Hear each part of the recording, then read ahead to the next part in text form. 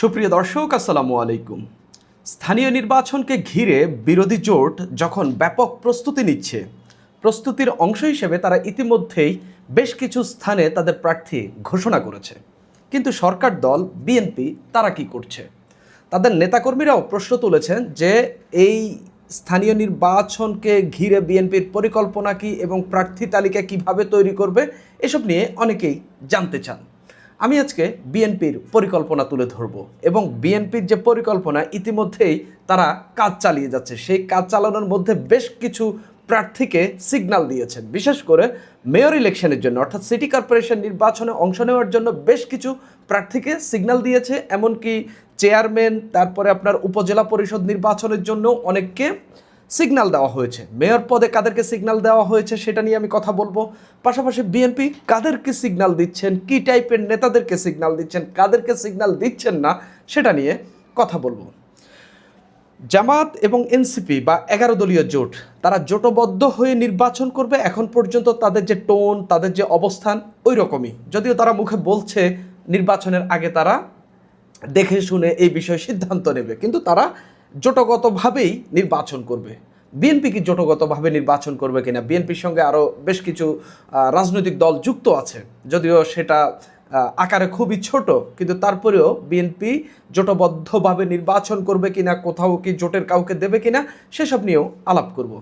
প্রথমে একটু mayor election নিয়ে আসি, যে মেয়র পদে বিএনপি কাকে মনোনয়ন দেবে। প্রথমেই ঢাকার যে দক্ষিণ, সেখানে একজন প্রশাসক আছেন আব্দুস সালাম। আপনি যদি ঢাকা দক্ষিণের এরিয়াতে যান, দেখবেন তার ব্যাপক পোস্টার এবং মোটামুটি একটা রব পড়ে গেছে, তিনি প্রার্থী হচ্ছেন।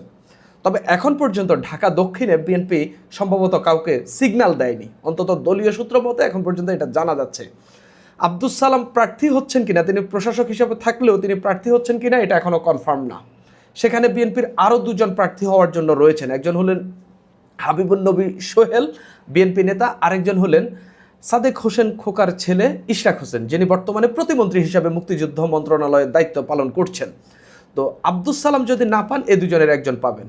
এবং এখানে সবচেয়ে হেভিওয়েট ক্যান্ডিডেট হিসাবে বিবেচনা করা হচ্ছে হাবিবুন নবী খান সোহেলকে। তবে তাকে যদি টেকনোক্রেট পদে যদি মন্ত্রিত্ব দেওয়া হয় বা প্রতিমন্ত্রীর দায়িত্ব দেওয়া হয়, তাহলে এখানে পদ একেবারে উন্মুক্ত। সেখানে ইশরাক হোসেন কিংবা আব্দুস সালাম হওয়ার পথ উন্মুক্ত হচ্ছে, এ দুজনের যে কোনো একজন হবেন। তবে বিএনপি এখনও তাকিয়ে আছে সেখানে জামাত জোট কিভাবে নির্বাচন করে সেটা দেখার জন্য। এনসিপির মুখপাত্র আসিফ মাহমুদ সজীব ভুঁইয়া তো সেখানে নির্বাচন করবেন, ইতিমধ্যে ঘোষণা দিয়েছেন।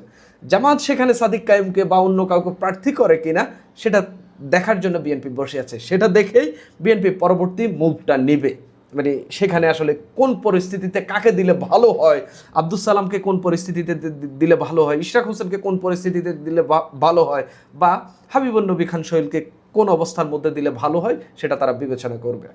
উত্তর সিটি মোটামুটি কনফার্ম বলা যায়। বর্তমান যিনি প্রশাসক পদে আছেন শফিকুল ইসলাম খান মিল্টন, তিনি হওয়ার সম্ভাবনা সবচেয়ে বেশি। অনেকেই বলছেন তিনি সিগন্যাল পেয়েছেন। এবং উত্তর সিটিতে যদি আপনি আসেন, উনি কিন্তু গোপনে খুব ভালোই কাজ করছেন। আমি উত্তর সিটি কর্পোরেশনের এরিয়াতে থাকি।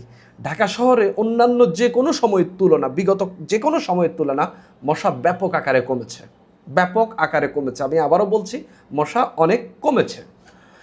এখানে একটা ভালো জিনিস পাওয়া যাচ্ছে। আমি দেখলাম ওই দিন আমার বাসার একেবারে গলিতে ঢুকে, যে জায়গায় কখনো মশাকর্মীরা ঢুকেনি, এবং বাসার ফ্ল্যাটে গিয়ে আছে সামনে ময়লা আছে কিনা সেটা পর্যন্ত চেক করছে। এটা খুবই পজিটিভ। একজন প্রশাসক এই কাজগুলো করাচ্ছেন, নিশ্চিতভাবে তিনি জনসেবার বা পরবর্তী ধাপে এগিয়ে যাওয়ার জন্য তিনি এগুলো করছেন। এবং প্রথম দিকে তিনি যে কথাবার্তা বলেছেন সেখান থেকেও তিনি সরে এসেছেন। তিনি এখন নীরবে নিবৃত্তে খুব মানে জনসম্মুখে না এসে তিনি তার জায়গা থেকে কাজটা করার চেষ্টা করছেন। এখানে আরেকজন ক্যান্ডিডেট আছেন, তিনি হচ্ছেন তাবিত আউয়াল। তিনি হচ্ছেন বাপুপের সভাপতি পদে আছেন। তাকে ওই পদ থেকে এনে এখানে মেয়র প্রার্থী করবে কিনা এটাও প্রশ্ন থাকছে। তার বাবা ইতিমধ্যেই মেয়র না, মন্ত্রী পদে আছেন। তো মন্ত্রীর ছেলেকে, বিএনপির স্ট্যান্ড হচ্ছে যে মন্ত্রীর ছেলেকে বা হচ্ছে পরিবারতন্ত্রে সেভাবে তারা আজ যাবে না। সেই জায়গা থেকে তাবিত আউয়ালের সম্ভাবনাও খুব বেশি দেখা যাচ্ছে না। এরপরে আর কয়েকজন আলোচনায় রয়েছেন, এম এ কাইয়ুম আছেন, আরও বেশ কয়েকজনের নাম শোনা যাচ্ছে। তবে আমার কাছে মনে হচ্ছে শফিকুল ইসলাম খান মিল্টনই সবচেয়ে বিএনপির সিগন্যাল পাওয়া নেতা হিসাবে সম্ভবত তিনি আছেন। চট্টগ্রাম সিটি কর্পোরেশন মোটামুটি কনফার্ম ডাক্তার শাহাদাত হোসেন, যিনি এখন মেয়র পদে দায়িত্ব পালন করছেন, তিনি বিএনপির মেয়র প্রার্থী হচ্ছেন। আরেকটি মোটামুটি সিগন্যাল পেয়েছেন বলা যায়, সেটা হচ্ছে ময়মনসিংহ সিটি কর্পোরেশন। তিনি বর্তমান যিনি প্রশাসক আছেন রোকনুজ্জামান রোকন, তিনি ময়মনসিংহ জেলা বিএনপির সদস্য সচিব এবং সম্ভবত তিনি সেখানে প্রার্থী হতে যাচ্ছেন। খুলনার মেয়র পদটা মোটামুটি কনফার্ম বলা যায়, নজরুল ইসলাম মঞ্জু বিএনপির বিভাগীয় সাংগঠনিক সম্পাদক, এবং তিনি সম্ভবত সিগন্যাল পেয়েছেন এবং তিনি, এগুলো আমি দলীয় সূত্র মতে জানতে পেরেছি, তবে এখানে রঙও হইতে পারে বা হচ্ছে বিএনপি পরবর্তীতে পরিবর্তনও করতে পারে। এই ছাড়া কুমিল্লা সিটি কর্পোরেশনে সেখানে যিনি কৃষিমন্ত্রী আছেন, তিনি এটার বিষয়ে হচ্ছে মানে প্রার্থী কে হবেন তিনি হয়তো দলকে সিদ্ধান্ত দেবেন। কুমিল্লার যে নির্বাচন, ত্রয়োদশ সংসদ নির্বাচনে কুমিল্লার যে নির্বাচন বিএনপির পক্ষ থেকে পরিচালনা, এটা পুরোটাই করেছেন আমিনুর রশিদ ইয়াসিন, যিনি এখন কৃষি মন্ত্রণালয় এবং হচ্ছে মৎস্য ও প্রাণী সম্পদ মন্ত্রণালয়ের দায়িত্বে আছেন। এবং কুমিল্লায় আবদুল্লাহ মোহাম্মদ তাহেরের মতো জামাতের একজন সিনিয়র নেতা থাকা সত্ত্বেও, হাসনাত আবদুল্লাহর মতো একজন নেতা থাকা সত্ত্বেও কুমিল্লার 11টি আসনের মধ্যে বিএনপি শুধুমাত্র 2টি আসনে হেরেছে, তাও আবার শুধুমাত্র আবদুল্লাহ মোহাম্মদ তাহের এবং হাসনাত আবদুল্লাহর কাছে। হাসনাত আবদুল্লাহর আসনে বিএনপির প্রার্থীই ছিল না। তো সেই জায়গা থেকে কুমিল্লায় নির্বাচনের ক্ষেত্রে, সংসদ নির্বাচনের ক্ষেত্রে বিএনপি মোটামুটি সফল, এবং এই সফলতা এসেছে আমিনুর রশিদ ইয়াসিনের হাত ধরে। সেই জায়গা থেকে তিনি হয়তো একজন প্রার্থী বা কে প্রার্থী হতে পারেন এটা হয়তো দলকে সাজেস্ট করবেন। এর বাইরে আরও যেসব সিটি কর্পোরেশন আছে সেগুলো নিয়েও আলাপ আলোচনা চলছে, এবং বিরোধী পক্ষের মুখ দেখে বিএনপি এই বিষয়ে সিদ্ধান্ত নেবে।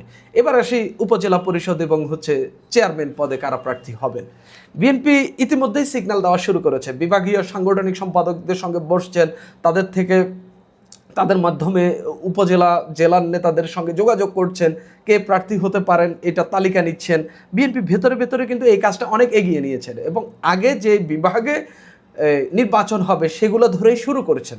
এবং জানা গেছে বেশ কিছু জায়গায় ইতিমধ্যেই চেয়ারম্যান পদে উপজেলা নির্বাচনের জন্য সিগন্যাল বিএনপি দিয়ে দিয়েছে। মেয়র পদে যেমন সিগন্যাল গেছে, তারপরে আপনার উপজেলা, তারপরে ইউনিয়ন পদেও হচ্ছে, ইউনিয়ন চেয়ারম্যান পদেও হচ্ছে বিএনপি সিগন্যাল দিয়েছে। এই ক্ষেত্রে বিএনপি কয়েকটি ক্রাইটেরিয়া রেখেছে যে কাকে আমি সিগন্যাল দেব।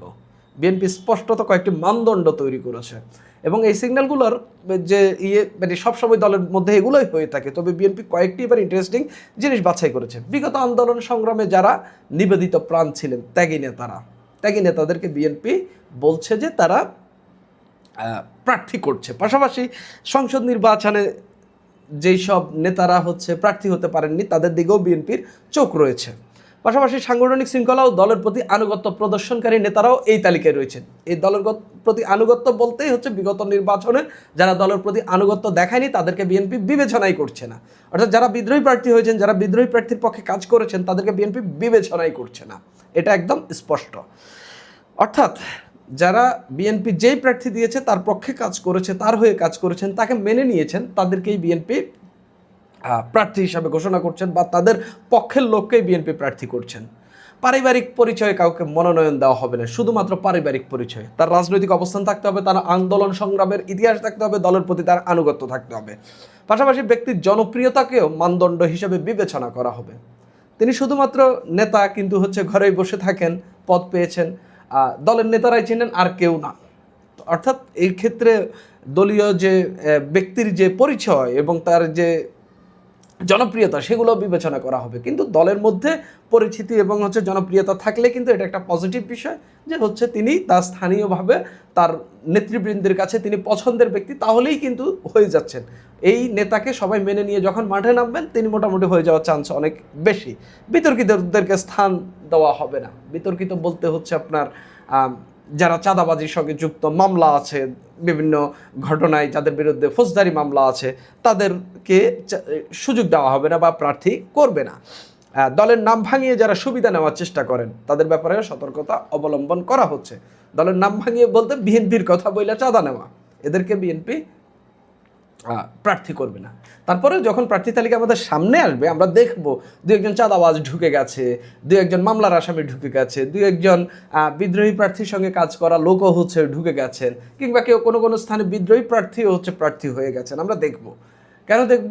কেননা যিনি সুপারিশ করেছেন, যিনি এই লোকটিকে প্রার্থী করার জন্য বলেছেন বা যার সুপারিশে প্রার্থী করা হয়েছে, তিনি চেয়েছেন বিদায় হয়েছে। এখন বিএনপি সেই পথে সুপারিশটা কাছ থেকে নেবে, সুপারিশটা কোন পর্যায়ে যাচাই বাছাই করছে, সেটা বিএনপির অবশ্যই দেখার বিষয় রয়েছে। তবে বিএনপির মনোনয়ন বোর্ড ইতিমধ্যেই কাজ করছে, বেশ কিছু জায়গায় সিগন্যাল দিয়েছে এবং তাদের মোটামুটি প্রাথমিক যে জায়গায় হচ্ছে স্থানীয় সরকার নির্বাচন হবে, সেগুলোর প্রার্থী তালিকা তাদের হাতে রয়েছে।